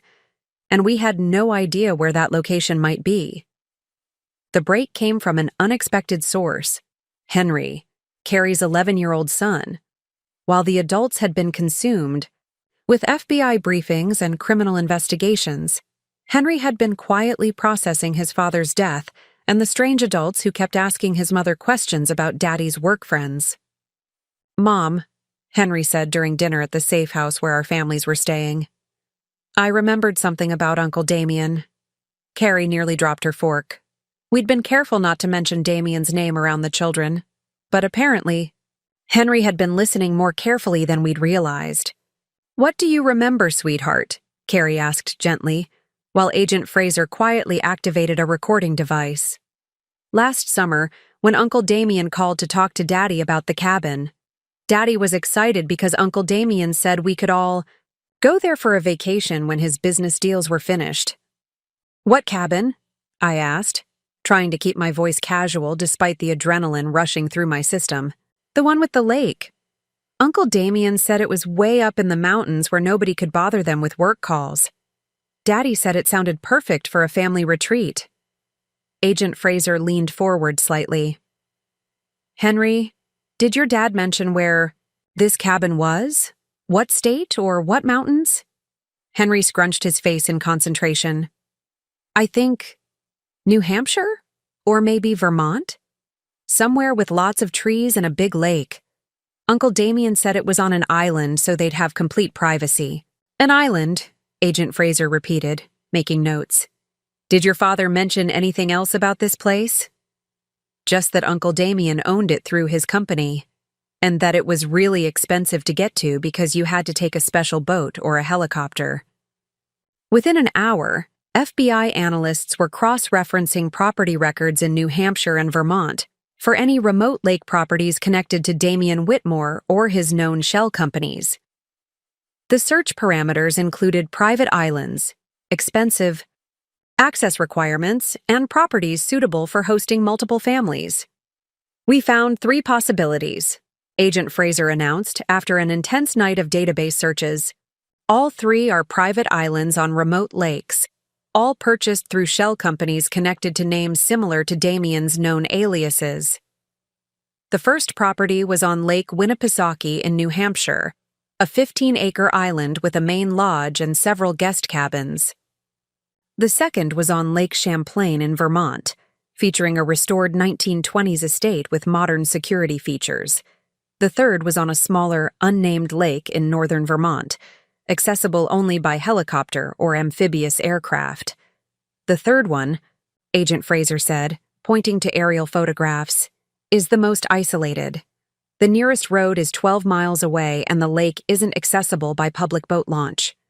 If Damien wanted complete privacy for his final phase, this would be the ideal location. Satellite imagery showed a substantial compound on the island, a main house, multiple outbuildings, what appeared to be a helicopter landing pad, and even a small dock. It looked more like a private resort than a family cabin. "How do we approach this?" asked Esther. "If we're wrong about the location, we waste time we don't have. If we're right but Damien sees us coming, he kills everyone immediately," I finished. Agent Fraser nodded grimly. "Which is why we need to be certain before we move.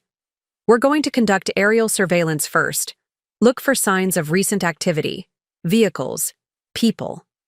The surveillance mission took place the next morning using unmarked FBI aircraft flying at high altitude. The photographs they brought back were chilling but conclusive. 3 vehicles in the compound parking area, Agent Fraser reported, showing us the images. 2 SUVs and what appears to be a van. Heat signature analysis indicates at least 8 people in the main house and activity in 2 of the outbuildings. 8 people, Carrie calculated aloud. Damien, 3 new husbands, 3 wives. That's 7. Who's the 8th person? Agent Fraser consulted his notes. Possibly an associate we haven't identified yet. Or, he paused, it could be Michelle Fraser from Atlanta. The welfare check on her house in Atlanta was inconclusive.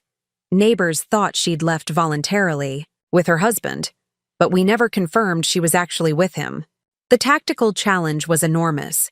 The island's isolation that made it perfect for Damien's criminal purposes also made it nearly impossible for law enforcement to approach without being detected.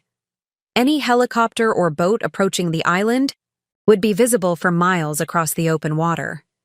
"We need a distraction," I said, studying the aerial photographs. Something that would explain why helicopters or boats might be in the area without raising suspicions. "Like what?" Agent Fraser asked. "Search and rescue operation," suggested Claude, her marketing background helping her think about plausible cover stories. "Report a missing hiker or boater in the area. That would justify multiple aircraft and boats without targeting the island specifically." "That could work," Agent Fraser agreed. "But we still need to get close enough to assess the situation before we move in. We need to know if those women are alive, if they're being held against their will, and where exactly they're being kept on the island." Carrie had been quiet during this discussion, but suddenly she looked up with a determined expression. "I have an idea, but you're not going to like it." "What are you thinking?" "Damien doesn't know that we've figured out his plan. As far as he knows, we're just grieving widows who discovered our husbands were criminals. What if one of us contacted him directly?" Agent Fraser shook his head immediately. "Too dangerous. If he realizes you're working with law enforcement? But what if he doesn't realize? What if I contacted him as Carrie Fraser, Simon's grieving widow who just discovered some confusing financial documents and needs help understanding what Simon was really involved in?" The plan was risky beyond measure, but it had one crucial advantage. It might be the only way to get real-time intelligence about the situation on the island before law enforcement made their move.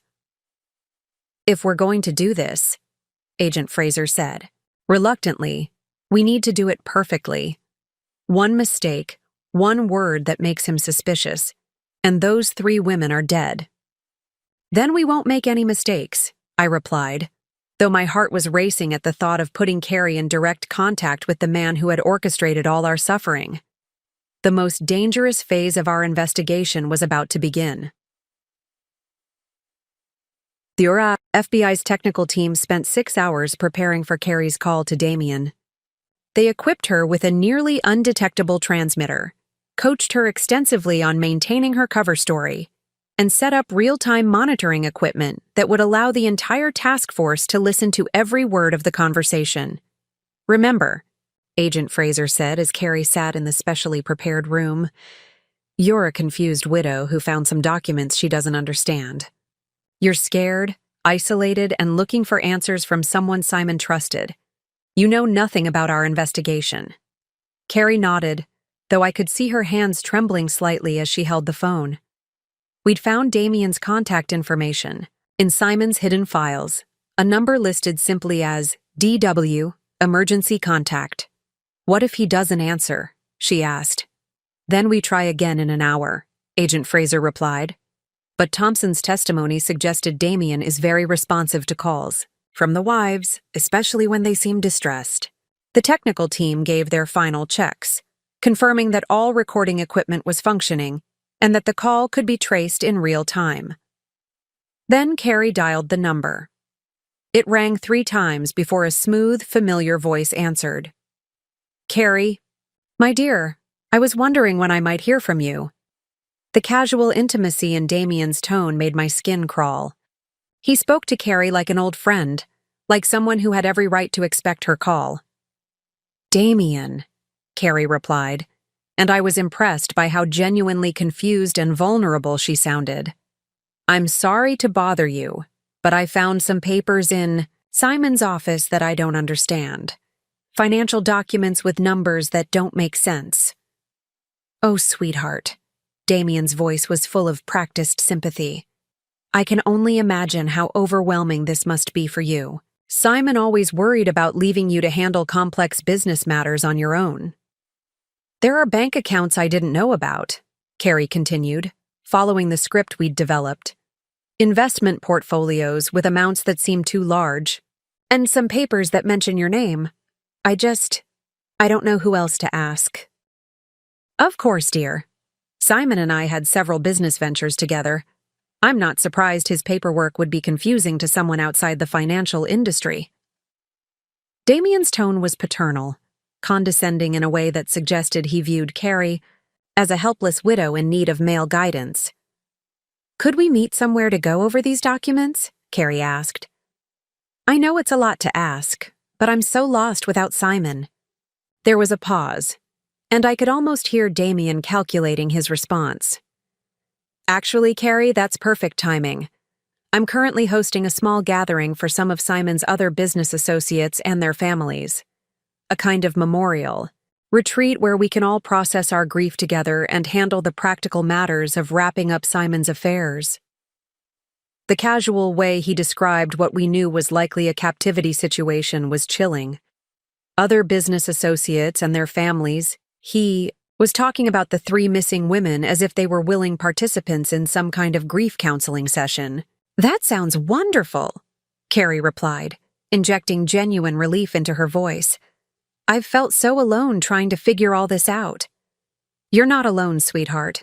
We're all family here, bound together by our connections to Simon and the others. Why don't you pack a bag for a few days? I'll send someone to pick you up. We're at a lovely retreat location where we can have complete privacy to discuss sensitive financial matters."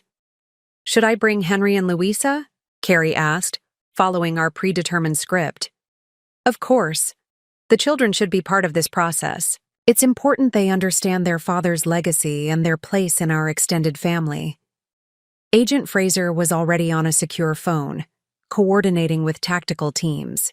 Damien's invitation to bring the children confirmed our worst fears. He wasn't planning to let anyone leave his retreat alive. "Where should I meet your driver?" Carrie asked. "There's a small airfield about an hour from your current location. I'll text you the address. My pilot will fly you up here this afternoon, and we can have everything sorted out by tomorrow." "By tomorrow?" Carrie's question sounded natural, but Agent Fraser was frantically signaling his teams. Damien's timeline was even more compressed than we'd feared. "Oh yes, dear. Simon's business matters are quite time-sensitive. There are financial obligations that need to be resolved quickly, and some legal requirements that can't wait much longer."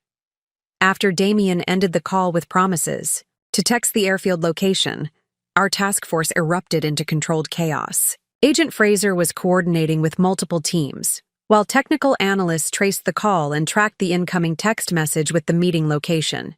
He's moving faster than we anticipated, Agent Fraser announced. If he's telling Carrie, everything will be sorted out by tomorrow. That means he's planning to complete his final phase within 24 hours. The insurance money, I realized. He's not waiting for natural-looking deaths spread out over time.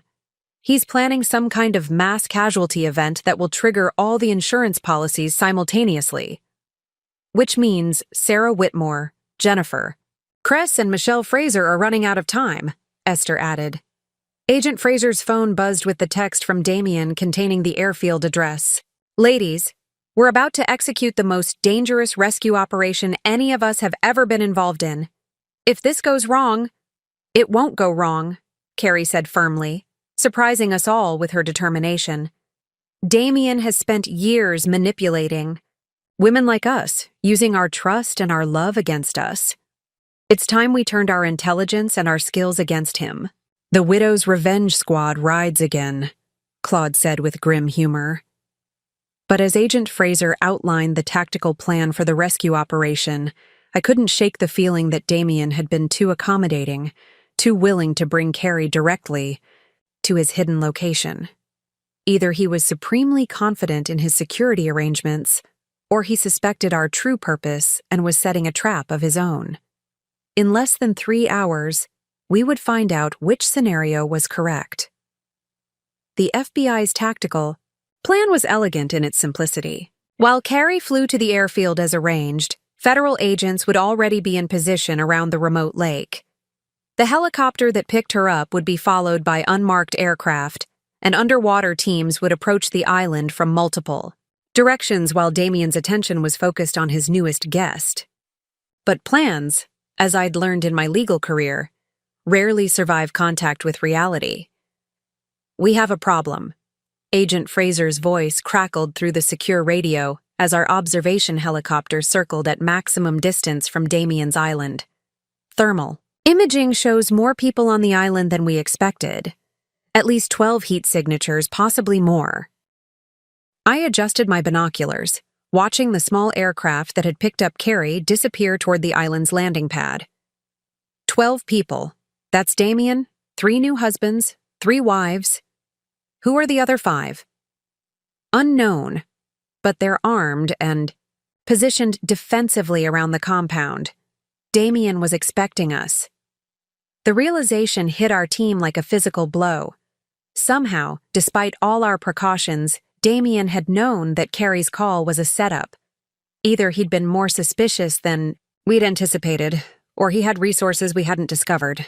Agent Fraser, I said into my headset, we need to consider the possibility that one of the women already on the island was able to send some kind of warning.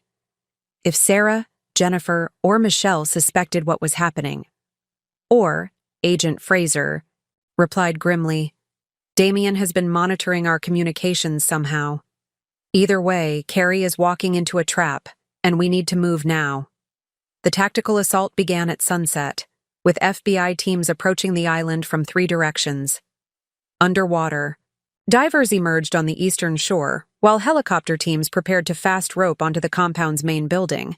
The plan was to create enough chaos and confusion to prevent Damien from executing his hostages while securing all civilians. From our observation position, I watched through high-powered scopes as the first explosions lit up the island. Flashbang. Grenades detonated around the compound's perimeter, followed by the distinctive sound of helicopter rotors as assault teams moved into position. But Damien had prepared for exactly this scenario. Multiple shooters on the main building's roof, reported the tactical team leader. They're using automatic weapons and have clear sight lines to all approach routes. Are any of the civilians visible? Agent Fraser demanded. Negative. All hostages. Appear to be in the main building's basement level, below our thermal imaging capability. The firefight that followed was brief but intense. Damien's security team was well-trained and heavily armed, but they were outnumbered and outgunned by federal agents who had been preparing for this operation for weeks. Building secured, came the report 20 minutes later. We have multiple suspects in custody, but Damien Whitmore is not among them. What about the hostages? We found them. All 6 women are alive, but drugged. They're being evacuated for medical treatment now? 6 women? I asked, confused. There should only be 4, Carrie, Sarah, Jennifer, and Michelle. Agent Fraser's voice was tense. The other 2 women? We don't know who they are yet, but based on their appearance and the documents found with them, we think Damien was already recruiting his next round of targets. Where's Damien? Gone. We found evidence of a helicopter departure within the last hour. He escaped while we were focused on the assault. As rescue helicopters evacuated the drugged women from the island, I realized that our victory was incomplete. We'd saved 6 lives and disrupted Damien's operation, but the man himself remained free to start over somewhere else, with new identities and new victims. Agent Fraser, I said as we watched the island compound burn in the distance, this isn't over. No, he agreed, but we hurt him badly tonight. We destroyed his network, seized his assets, and rescued his intended victims. Damien Whitmore is now a fugitive with limited resources and no infrastructure. But he's still alive, and he still has whatever money he managed to hide offshore. Then we'll find him, however long it takes. 3 weeks after the island rescue, our task force reconvened in a Boston hospital conference room. Carrie, Sarah Whitmore, Jennifer Kress, and Michelle Fraser were all recovering well from the drugs Damien had used to keep them compliant during their captivity. The 2 additional women, Rebecca Morrison and Lisa Chen, were still struggling. With the psychological trauma of discovering their entire marriages had been elaborate criminal setups. The medical exams confirmed our worst fears, Agent Fraser reported, consulting thick files. All 6 women showed evidence of being systematically drugged for weeks, possibly months. Damien had been using a combination of sedatives and psychoactive drugs to keep them docile while he prepared for his final phase. Sarah Whitmore, the corporate attorney from Chicago, was the first to speak. Despite her ordeal, she maintained the sharp professional demeanor that had made her valuable to Damien's operation. I remember fragments of conversations. Damien talking on the phone about insurance protocols and final asset transfers. He was definitely planning something catastrophic. He showed us documents, added Jennifer Kress, her voice still weak from the drugs. Insurance policies, bank account information, property deeds. He said we were all going to be taken care of and that our children would be provided for. At the time, I thought he was being generous. Michelle Fraser nodded agreement. He kept saying we were part of a special family now, that our husbands had made arrangements for our security. But there was something about the way he said it. I started to suspect we weren't guests. The 2 newest victims, Rebecca and Lisa, had the most disturbing stories. They'd been married to their respective husbands for less than a year, and both had been told they were being taken on surprise honeymoon trips that had turned into indefinite captivity. My husband told me we were going to a luxury resort, Rebecca said, still processing the betrayal. When we arrived at the island, Damien explained that it was a special retreat for investment professionals and their families. By the time I realized something was wrong, I was too drugged to do anything about it. Agent Fraser spread out financial documents across the conference table. We've recovered approximately $8 million in assets from various accounts controlled by Damien's network. The money will be returned to fraud victims, but there's still a substantial amount unaccounted for. How much? I asked. Conservative estimate? Damien had access to at least $15 million through offshore accounts and cryptocurrency holdings. He's not just a fugitive. He's a very wealthy fugitive. Carrie, who had been quiet throughout the briefing, finally spoke up. Agent Fraser, what about the children? Henry and Louisa, and the other children whose fathers were part of this network? All the children are safe and receiving counseling. We've arranged for victim services support and educational assistance to help them process what happened to their families. But what about their futures? Pressed Claude. These kids lost their fathers and learned their entire family histories. Were lies. What kind of support system do they have? Agent Fraser smiled slightly. the first positive expression I'd seen from him in weeks. Actually, that's something you should discuss among yourselves. The Victim Compensation Fund includes provisions for long-term family support, and there's been interest from several organizations about establishing a foundation specifically for families affected by this type of systematic fraud. I looked around the table at the other women, lawyers, marketers, bankers, professionals who had been targeted specifically for our skills and then nearly murdered for them.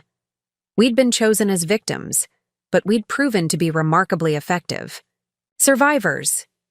Agent Fraser, I said, an idea forming. What would happen if we wanted to continue working together? Not just for our own recovery, but to help other victims of similar schemes? You mean like a permanent task force? More like a consulting organization. A group that could identify potential victims, assist law enforcement with investigations, and provide support for families dealing with the aftermath of romantic fraud schemes. Sarah Whitmore leaned forward, her legal mind engaging with the concept.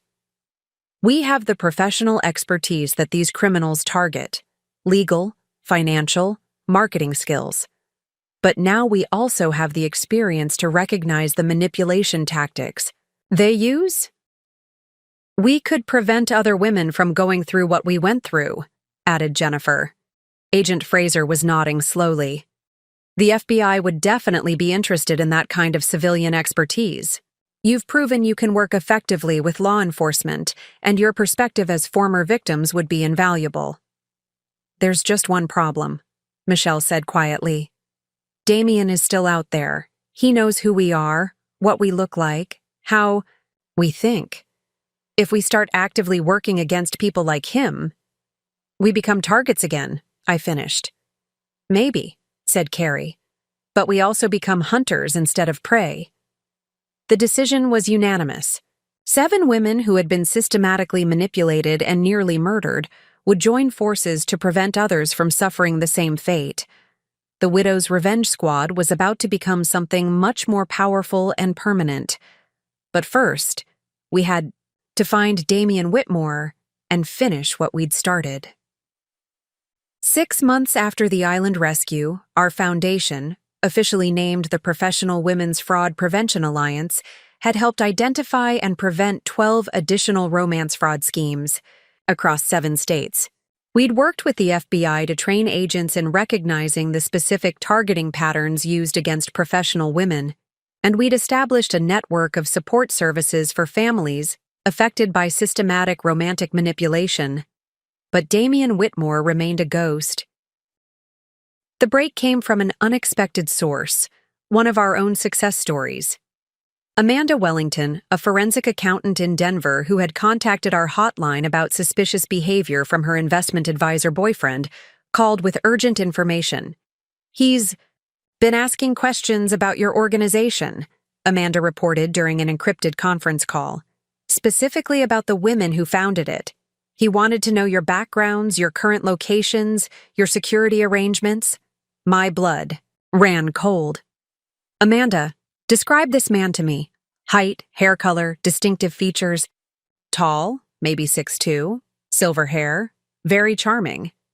He has this way of making you feel like you're the most interesting person he's ever met. And he mentioned that he'd worked with several other investment professionals who had married colleagues in the legal and marketing fields. It was Damien. Somehow he'd managed to establish a new identity and was already recruiting another victim, this time targeting a woman who was connected to our organization. Amanda, I said carefully, we need you to trust us on something very important. The key. Man you're dating is extremely dangerous, and we need your help to catch him. Working with Agent Fraser, we developed an operation that would use Amanda as bait to draw Damien into a controlled situation. She would agree to help him research our organization, claiming she could provide inside information about our security measures and daily routines. The trap was set at a high-end restaurant in downtown Denver, with FBI agents positioned throughout, the establishment and surveillance teams monitoring every entrance. Amanda wore a wire and followed a carefully scripted conversation designed to make Damien believe he was manipulating her into betraying us. These women think they're so smart, Damien said over dinner. his voice carrying the same condescending tone I remembered from Carrie's phone call. They have no idea how easy it is to identify their weaknesses. Professional success makes them arrogant, but it also makes them predictable. How so? Amanda asked, playing her role perfectly. They trust their own judgment too much. Show them the right credentials. Tell them what they want to hear about their expertise being valued, and they'll sign anything you put in front of them. I've been using that strategy for over a decade. The confession was everything we needed. As FBI agents moved in to make the arrest, Damien's final words were telling. You think you've won something here? There are dozens of men like me, hundreds of women like you. This business model is too profitable to die with one arrest. He was right about the broader problem, but wrong about us. During his trial, our foundation provided testimony that helped convict him on 47 counts of fraud, conspiracy, and attempted murder. He was sentenced to life in prison without possibility of parole. More importantly, our organization had evolved into something Damien never could have anticipated. 7 women who had been chosen as victims because of our professional skills had become a force for protecting others. We'd helped law enforcement identify and shut down 3 additional fraud networks, prevented over 200 women from becoming victims, and recovered more than $30 million for fraud victims.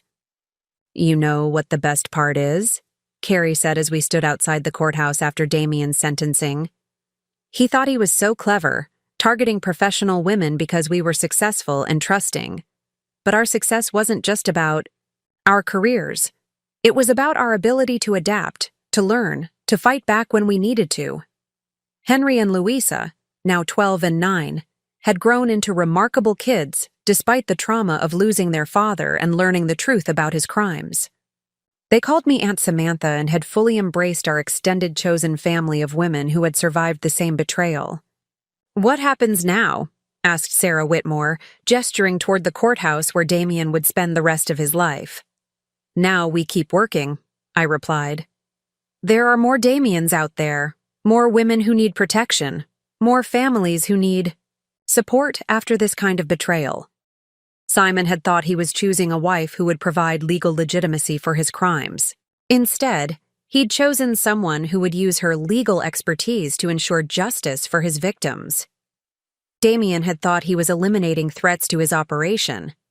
Instead, he'd created an alliance of women who had turned their pain into purpose. The widow's revenge was complete, but our work was just beginning.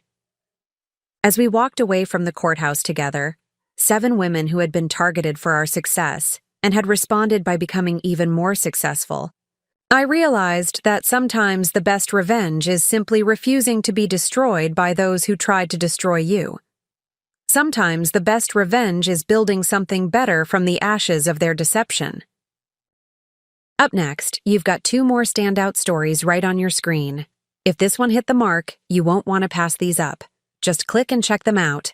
And don't forget to subscribe and turn on the notification bell so you don't miss any upload from us.